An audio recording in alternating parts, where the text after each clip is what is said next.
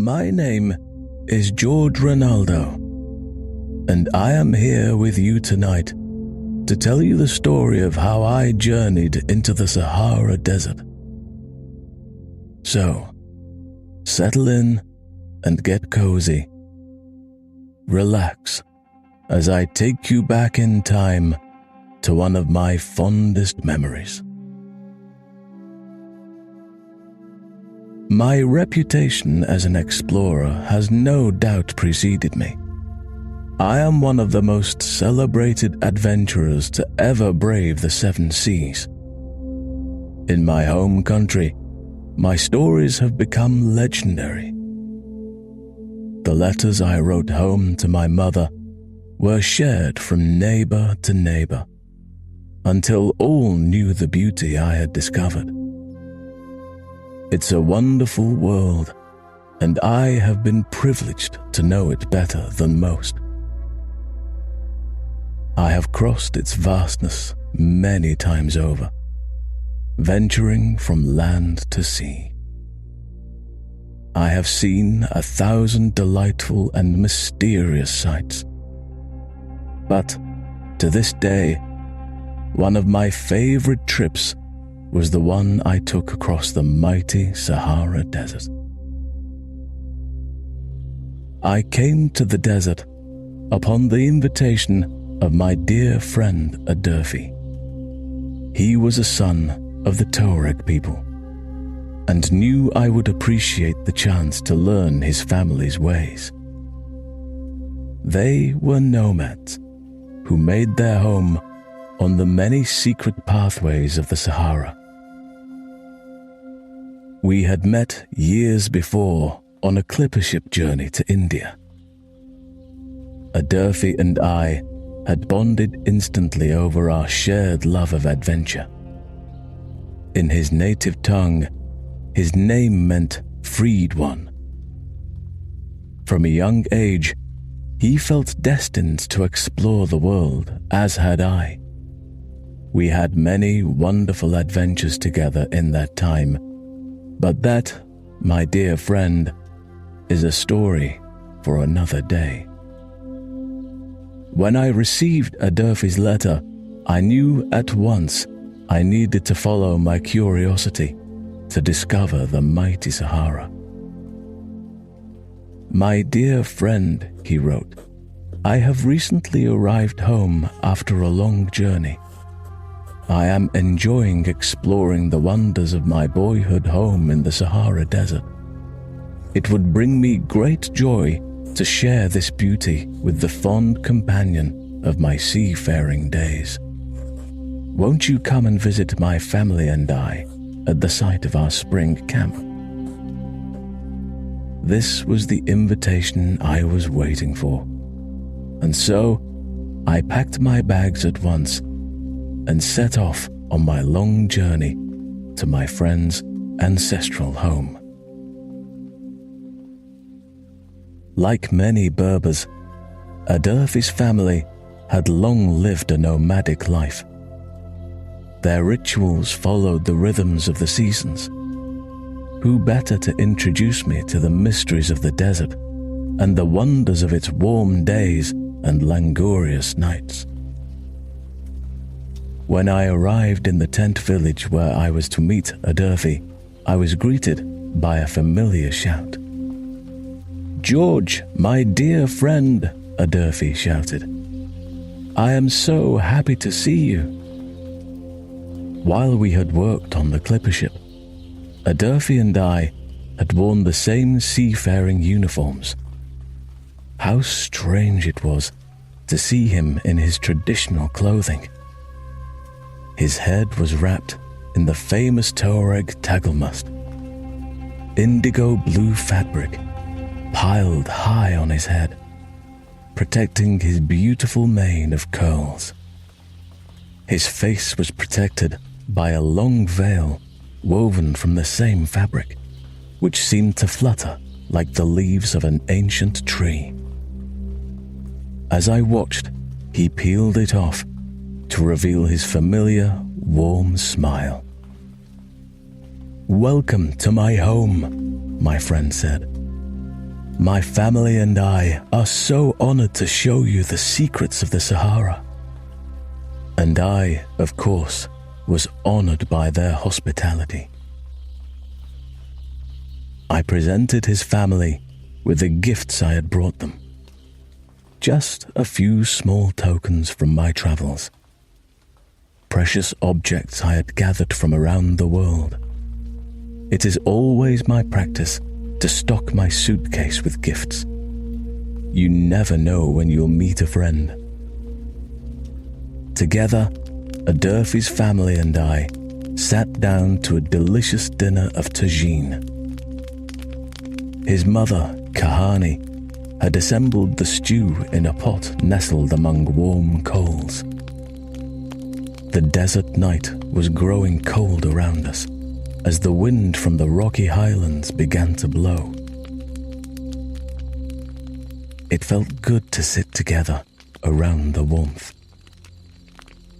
We listened to the crackling of the fire, and we laughed and joked as we enjoyed our simple meal.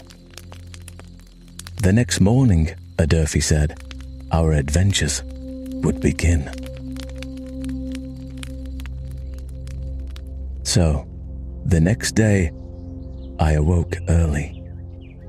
Adurfi told me we had a long ride before us if we were going to see everything he wanted to show me. I packed my camel's sack with the essentials he recommended and followed my friend out into the shifting Saharan landscape. Adurfi and I rode out across the desert sands by the first light of dawn, and I was mesmerized by their colorful beauty. As we moved up the shifting face of the mountain, the sand seemed to slide beneath our feet, as soft as melting snow. Watching the colors change over the face of the sand dunes, I thought of wintertime back in my childhood, when I'd watched the sun rise on the mountains in front of our home. The dunes turned golden in the sun's light, morphing into the softest, palest peach. It was as though we were riding through the sunset, flying together through the sky. I turned around to look back at Adurfi's family camp one last time. The tents were a collection of tiny, bright spots against the blue dome of the desert sky. I felt the familiar energy gathering inside me. A new adventure was about to begin. I was riding Adurfi's best camel, borrowed from his grandmother. Even though it was a gentle beast, it still took some time to get used to the strange, loping nature of its gait. It was nothing like the horses I had ridden back home, but at last I was getting the hang of things. As the sun grew higher in the sky, the camel seemed to sense my growing comfort on its back. It began to trot faster and faster, smoothly moving over the shifting pathways of sand.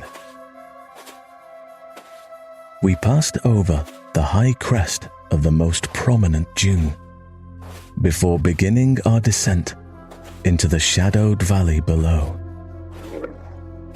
On one side of the dune, the sand was bright yellow, hot from the midday sun. On the other, it was indigo blue, faded into shadow. It was as though we stood astride two worlds, one of darkness and one of light. "Watch your footsteps," Adurfi warned. "We are descending to the salt flats. Here there is some shade where we may take our rest as we wait for the heat of the day to pass. There was a profound stillness in the arid desert air. It was as though all life had decided to settle down for a rest. I felt weariness heavy in the depths of my body. I longed to lie down in the cool shadow of the dune. Together, Adurfi and I set up our tent to protect us from the rising heat as the sun moved across the sky. "We will lay down for an hour or so," Adurfi explained. "Nothing moves in the warmest part of the day. Like the animals of the desert, we will use this time to recuperate. In the afternoon, we will journey further into the rocky steppes." But that was not to be. Adurfi's foresight saved us from an ordeal that would otherwise have led to our becoming lost in the endless dunes. I was asleep when I first heard the noise. It was a rushing sound, a whispering, as if our tent were being swept up in a great wash of water. In my half-conscious state, I wondered if Adurfi and I had been returned to the clipper. Had we been washed away in some great storm? "What is that?" I asked my friend. "It sounds like the sea.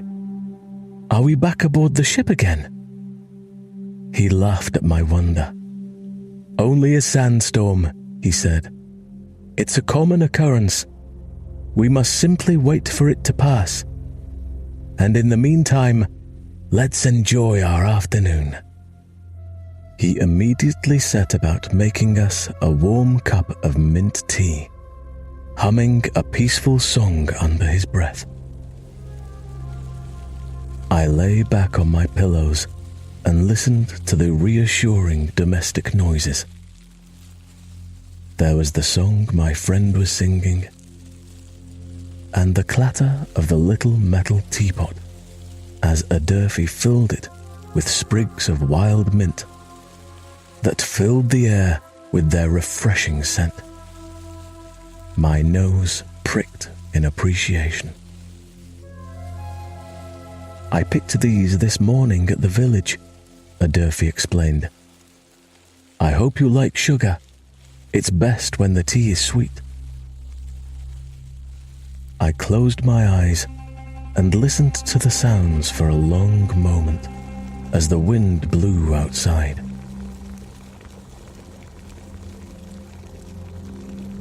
In the salt flats, the storm beat a wild pathway through the arid landscape. It must be flattening everything in its path. But inside the tent, we were safe and warm.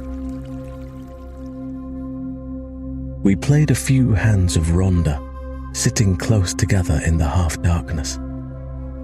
The light, filtering in through the storm outside, had a dreamy sepia cast. It seemed as though we were hidden in a secret cavern, far below the surface of the earth. We nibbled on delicious pistachio pastries and sipped our sweet mint tea. Adurfi even lent me a spare robe to protect me from the desert breeze. The nubby fabric felt soft against my sun-warmed skin. At last, the sounds of the storm began to fade. The desert was silent once more. Small sounds arose around us. The chirping of desert birds, rustles of stirring life. The storm had blown over. It was time once more to venture outside. "Aha!" said Adurfi. "Now it's on to our next adventure. Come with me to the oasis." The oasis? I had heard about these legendary places in my reading before the trip. As I made the long journey over land and sea, I had struggled to imagine what such a place might look like. Was it really possible that a garden could bloom somewhere amidst all this sand? I expressed my wonder to my friend, but he only laughed. "You'll see," he promised. "It's a wonder you won't soon forget."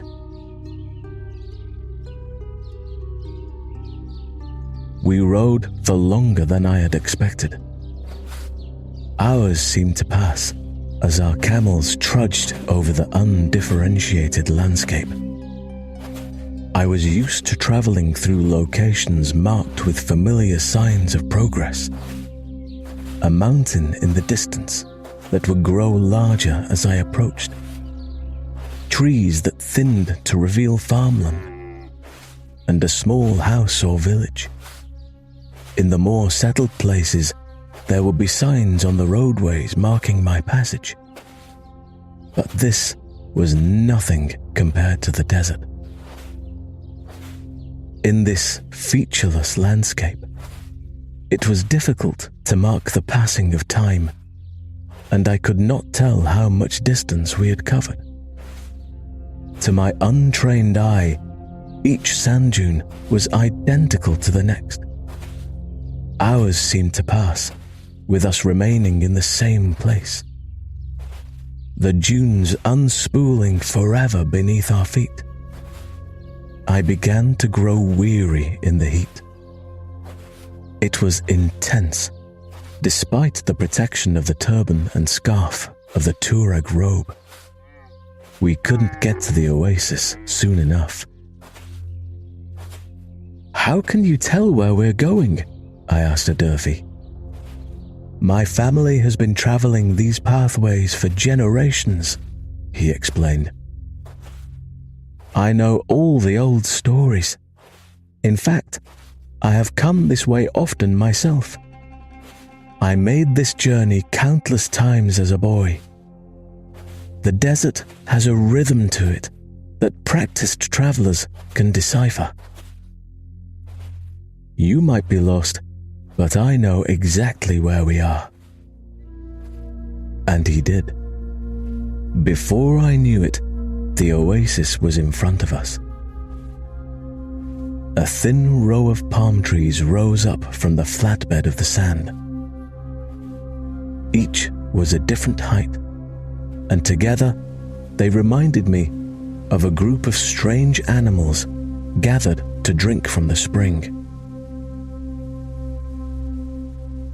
I climbed down from my camel and began brushing it, following Adurfi's lead. Huge clouds of dust floated up from its downy fur. The air was suddenly full of the scent of the desert sun and sand. It seemed to sigh in relief, closing its long eyelashes with an expression of pure contentment.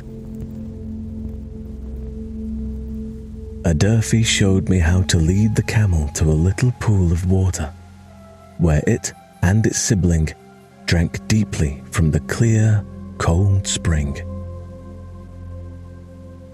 "You're in for a treat," said Adurfi. "These are date palms, the delicacy of the desert." With practiced ease, he shimmied up a palm in his bare feet, his knife clenched in his teeth. He cut us a cluster of ripe, heavy dates from the top of the tree. "Catch!" he called out playfully, tossing the fruit down into my hand. They were still warm from the sun, glowing bright orange. Their aroma was pure sugar. As I bit into a fresh date, the sweetness burst across my tongue. It was more delicious than any candy I had ever eaten. "And now," said Adurfi, "we swim." we dove down into a second pool of the oasis, separate from where the camels still lingered to drink. The day was at its hottest, and the sun warmed my skin. It was pure, delicious relief to splash in that cool water. I floated on my back beside a Durfee and watched the clouds drift across the sky. It was the most beautiful shade of cerulean blue. The fluffy white clouds were little mirrors of the shape of the dunes, a desert floating in the sky. I closed my eyes, taking the vision with me. The sun was warm on my face. The breeze caressed my skin. My body, floating in the water, felt weightless. The sugary taste of dates still lingered on my tongue. It was like something from a dream. In the remainder of my time in the desert, we had many wonderful adventures, far too many to tell. And on my last night with Adurfi's family, we had a wonderful feast. Everyone in the family had gathered to share their best dishes, so that the weary travelers could have a taste of home. Adurfi was thrilled to have a chance to eat all his favorite foods. His father had dug a pit in the sand and roasted a whole lamb in it, filling the air with odors of spices and grilling meat. Others had contributed softly roasted vegetables, cooked to supple sweetness in a bath of olive oil, and silky chickpeas redolent of garlic and onion. There was a mountain of fluffy couscous, which Adurfi's sister taught me to eat in the traditional manner. I ate with 3 fingers, scooping the little particles into a perfect suspension of flavor. She smiled, watching my clumsy attempts. "Not bad for a beginner," she said kindly. Her voice was light and as sweet as desert honey. After dinner, there was music. Adurfi's uncle Yeda brought out his anzad. It filled the air with a mournful tone, like the singing of a night bird. His sisters Ili and Lala recited poetry to its melody. They told ancient stories of the family's past, ancestral tales. Their voices, low and sweet, floated in the air. I imagined how a wandering traveler would feel hearing this beautiful music come to him over a great distance. In the desert, noise travels a long way. I hoped their melody had warmed the night of a fellow traveler wandering far from home. And then, all together, we danced beneath the full light of the desert moon. I could feel the music in my bones, moving my body. I was filled with the most profound joy. Here I was, at the edge of everything I had ever known, safe with good friends, my belly full from a delicious meal. Together, Adurfi's family and I danced and danced until we were exhausted. The packed sand under our feet seemed to slide and bounce with every footstep. It was as though the earth were pushing us to dance more gracefully. The very desert seemed to join in our celebrations. The rhythm of the instruments united with the clapping of hands. Robes swished and swayed, the fabric adding drama to every gesture. Caught up in the moment, I felt like I could have danced all night. It had been a wonderful journey, but alas, I was beginning to grow tired. I excused myself from the happy group, knowing I had better get some rest, since a long journey home awaited me early the next day.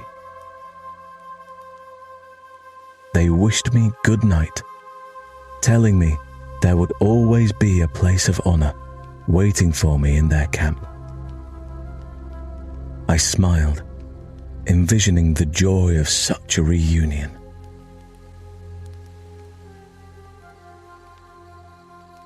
As I drifted off to sleep in my little tent, supported by a cushion of silken pillows, I reflected on my good fortune. The desert air blew in through the open doorway. It was warm and soft against my skin, scented with a light aroma of water. The sweetness of date palms lingered in the air, and softly, as if from a great distance, I could hear the sounds of a Durfee's family continuing their celebrations. The chiming of instruments, the soft chatter, the laughter of children drifted towards me on the wind, and I knew then that it might be a long time before I'd be able to return to this special place. But as I sunk into a dream of my life back home, I knew I would always carry the Sahara within my heart.